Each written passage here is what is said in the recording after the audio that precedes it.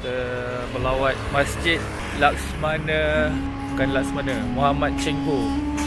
Bukan Masjid Tan Cheng Ho, Masjid Muhammad Cheng Ho. Tu ah, siapa Muhammad Cheng Ho ah?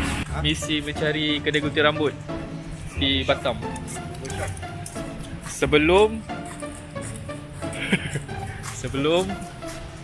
Selepas kalau ada, kalau buka. Tutup bis. Aduh, tak ada rezeki. Dah 2 kali je. Dah 2 kali lalu tutup lah. Patut gunting malam tadi lah. Sendat dan padat. Sendat padat.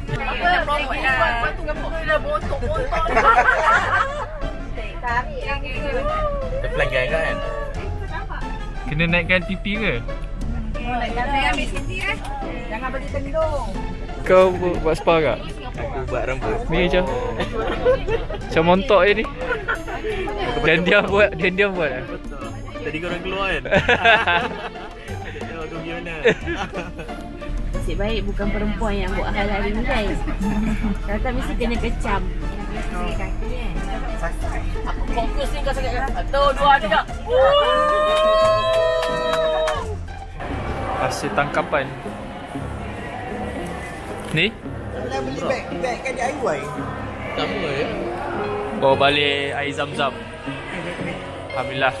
Kita baru sampai Getty Abu Base.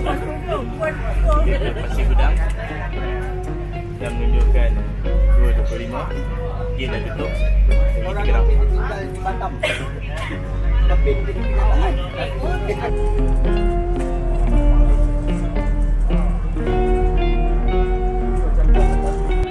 Okey. Terima kasih. Okey, dengar. Jumpa lagi. Ya. Dia dapat laju lah. Oh, apa? Benar. Pak Pandai? Pak Pandai. Aduh.